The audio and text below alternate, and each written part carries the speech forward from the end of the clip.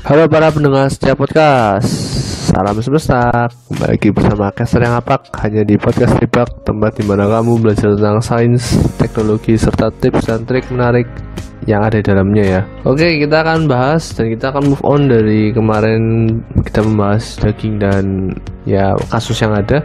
Kita akan membahas susu. Susu merupakan salah satu minuman yang ya bisa dibilang cukup banyak dikonsumsi ya untuk masyarakat Indonesia ya, dan bukan rahasia lagi. Tapi yang jadi pertanyaan tuh kadang gini, kenapa sih dan sebenarnya gimana sih penggunaan susu itu, konsumsi susu tuh tepatnya untuk orang umur berapa sih? Banyak orang yang kurang paham, padahal tuh sebenarnya ya untuk konsumsi susu tuh boleh untuk segala umur. Ya, contoh aja gini, ketika kita berada pada umur 0 sampai 5 tahun, maka susu khusus untuk balita kan, dengan tingkat kandungan fosgos, omega 3 dan semacamnya itu yang tinggi banget kan.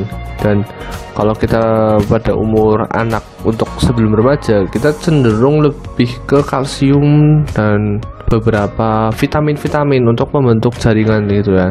Nah, kalau kita udah remaja pasti lebih ditinggalkan untuk tulang, terus ditinggikan untuk protein agar kemampuan tubuh tuh dalam melakukan kegiatan tuh sangat tertolong. Kemudian itu juga akan berlaku pada dewasa, dan ketika sudah cukup umur di angka 30-an seperti salah satu iklan susu, maka kita membutuhkan untuk mencegah keroposnya tulang. Itu dimulai dari situ, karena melihat aktivitas-aktivitas yang ada membutuhkan susu tentunya. Dan pada orang tua ya udah jelas untuk memberikan nutrisi yang dibutuhkan sebagai pengganti makanan juga. Karena kadang kan orang tua yang giginya udah nggak ada kan cenderung lebih suka minum susu ya, dan biasanya itu kandungan susunya juga akan disesuaikan. Berbeda kalau kasusnya untuk para ibu hamil, itu beda. Itu karena memang kebutuhan nutrisi untuk ibarat 2 orang gitu loh, jadi ya butuh nutrisi jauh lebih tinggi. Bahkan orang-orang yang ingin mengembuhkan tubuh pun lebih disarankan untuk meminum minuman susu para ibu hamil kan ya, karena memang nutrisinya lebih banyak kayak jadi gitu. Tapi kita yang kali ini akan bahas adalah manfaat meminum susu di malam hari. Di malam hari sepertinya memang susah ya untuk diterapkan ya, karena memang masyarakat Indonesia nggak biasa. Masyarakat Indonesia cenderung lebih suka meminum susu jadi malam, di pagi hari gitu loh, sebelum memulai aktivitas, karena mindset. Pertama itu sebenarnya karena mindset, dan salah satunya juga karena ya ketika kita melihat tayangan-tayangan di luar negeri juga seringnya pagi hari kan, mentok siang hari lah, tapi itu jarang terjadi.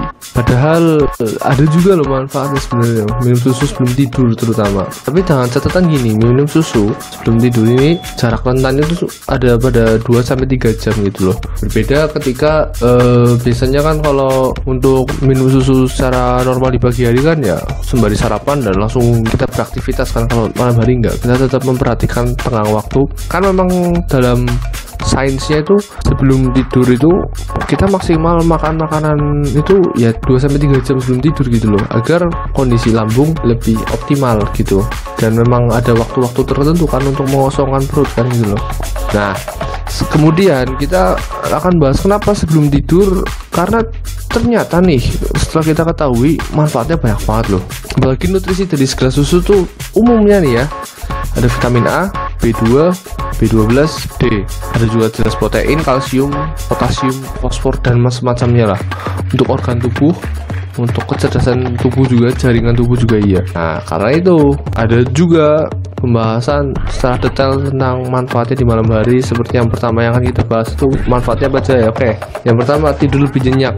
Loh, kok bisa tidur lebih nyenyak dengan minum susu? Nggak tahu kenapa, tapi secara penelitian mengatakan bahwa manfaat ini didapatkan ketika kandungan susu berupa protein, yaitu asam aminonya itu akan memudahkan agar sel-sel saraf itu semakin mudah untuk relaksasi pertama. Nah, relaksasi ini kan berguna pada otak karena tersalur gitu kan. Jadi membantu kegiatan tidur itu jadi lebih mudah gitu. Triptofan sendiri dapat meringankan gejala insomnia. Meski ya memang kadarnya sedikit, tapi kan kalau rutin itu kan pasti nanti akan memberikan dampak besar. Orang insomnia itu kan rata-rata terjadi pada umur remaja sih sebenarnya, sudah mulai sering ada kasus insomnia, terutama umur 15 tahun ke atas mungkin ya, hingga terutama orang-orang yang masih kondisi produktif sih sebenarnya. Biasanya kalau udah cukup umur itu memang karena kebiasaan hidup jadi less sleep gitu loh. Kalau untuk orang tua memang kan semakin tua umur seseorang kan semakin jarang tidur gitu kan. Terus bagi Anda yang sering mengalami masalah lapar di tengah malam atau ingin makan suatu cemilan, bisa ganti dengan meminum susu. Karena ya tadi itu nutrisinya kan udah cukup dan bisa menjadi alternatif agar perut itu nggak mudah yang namanya merasa kosong. Nah, selain itu mengatasi juga berbagai masalah-masalah ya. Kalau kelaparan kan kadang kita jadi susah juga kalau misalnya terkadang harus beraktivitas di tengah malam juga. Kekayaan protein terutama tuh membuat juga bagian kadar gula tubuh tuh menjadi lebih stabil dan mengurangi resiko tuh loh. Agar ada tuh kadang kan kalau yang nggak beraktivitas tuh jadi kadang terpanggil untuk bangun. Bagi sebagian orang kan bangun di malam hari kan merupakan kegiatan yang nggak enak kan. Itu sih tulang dan otot. Nih, percaya atau enggak, ternyata tuh untuk orang-orang yang ingin menambah tinggi badan tuh lebih baik makan makanan bergizi ditambah dengan pemberian susu tuh juga di malam hari. Tapi untuk makanan dikurangi nggak apa-apa, cenderung lebih ke susu sebelum tidur. Katanya tuh penyerapan lebih tinggi katanya sih. Dan konsumsi itu susu juga membantu jaringan tulang, dan ketika tidur itu kan katanya manusia jauh lebih tinggi dan lebih mudah dalam meregenerasi kulit dan jaringan-jaringan sel dalam tubuh yang ketika mendapatkan suatu luka atau cedera atau semacamnya lah. Kemudian jaringan-jaringan itu akan lebih mudah beregenerasi dan segala masalah jaringan pada tulang otot bisa teratasi untuk bisa melakukan aktivitas kembali. Jadi karena itu ternyata. Terus juga Anda tetap berenergi pasti ya, karena nutrisi kan terserap secara maksimal ya. Semua nutrisi tersebut kan memberikan energi juga. Kemudian itu menaikkan berat badan. Kalau menaikkan berat badan ini juga benar adanya, karena terutama untuk yang mengalami masalah kekurangan berat badan ini sangat tepat loh untuk mengonsumsi susu lebih di malam hari daripada pagi hari. Karena kalau pagi hari kan susu nutrisinya untuk aktivitas toh, kalau malam kan enggak, maka bisa terendap gitu loh, dan itu jauh lebih berguna. Jadinya tuh jadi manfaat ganda, dimana kalau pagi untuk diet, malam juga justru untuk menambah berat badan kayak gitu ya. Terus jangan lupa juga mengurangi kolesterol pasti, meningkatkan imunitas juga iya, karena ya nutrisi tadi. Terus tulang sehat dan kuat karena kalsium ya, dan fosfor itu penting untuk tulang dan gigi.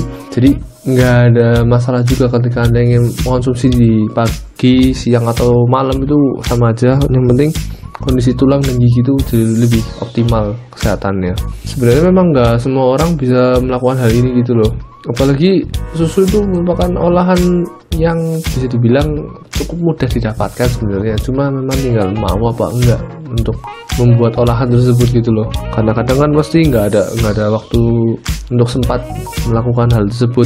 Nah, untuk teman-teman bisa dibilang ini merupakan sebuah hal dimana ya memberikan dampak positif juga. Aturannya itu tadi ya, kalau Anda nggak sempat minum susu di pagi atau siang ya gunakan dalam waktu malam, dan perhatikan dari manfaatnya 2-3 jam sebelum tidur.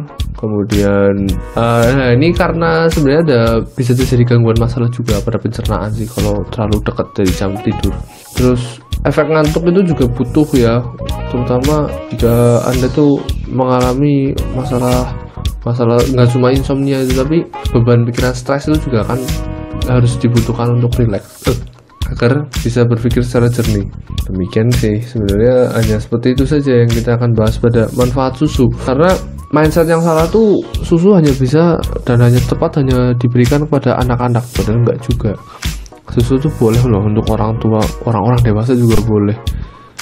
Karena olahan susu yang paling rutin dikonsumsi oleh orang Indonesia merupakan yang berasal dari hewan-hewan seperti sapi, kambing, domba. Kalau susu-susu dari jenis hewan lain masih kurang ya. Terutama sih untuk olahan paling banyak sapi, karena jenis olahan susu sapi merupakan yang paling dekat dengan tingkat protein terbaik gitu loh. Dan olahannya banyak ya. Bisa juga dibarengi menggunakan beragam makanan-makanan favorit ya. Anggap aja teman-teman ya susu seperti roti ya, membuat roti dibarengi dengan susu. Terus makan sereal dengan susu juga.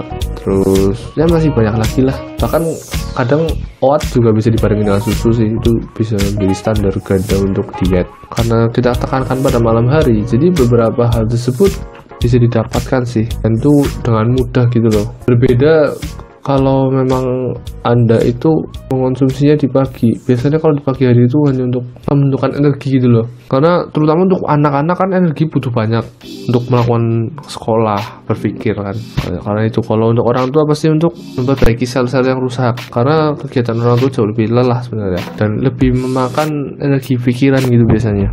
Oke, jadi seperti itu ya untuk manfaat susu di malam hari. Jadi jangan ada masalah juga ketika orang bilang coba minum susu di malam hari. Ada sebenarnya manfaatnya seperti ini nih. Dan semoga ini menjawab juga bahwa Indonesia tuh masyarakatnya juga harus sadar bahwa konsumsi susu itu benar-benar berguna dan benar-benar memberikan dampak yang cukup besar bagi kesehatan. Dan jangan lupa dibarengi juga dengan kehidupan pola hidup sehat sih. Jangan cuma sekedar makan makanan bergizi. Kadang kalau pola hidup nggak sehat juga nggak bisa jadi jaminan. Seperti itu.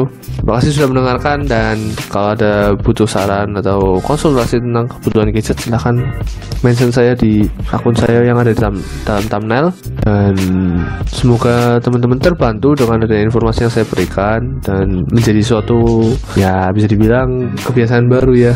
Dan thank you sudah mendengarkan. Jaga kesehatan selalu, sayangilah orang di rumah, dan see you in the next chapter. Bye bye.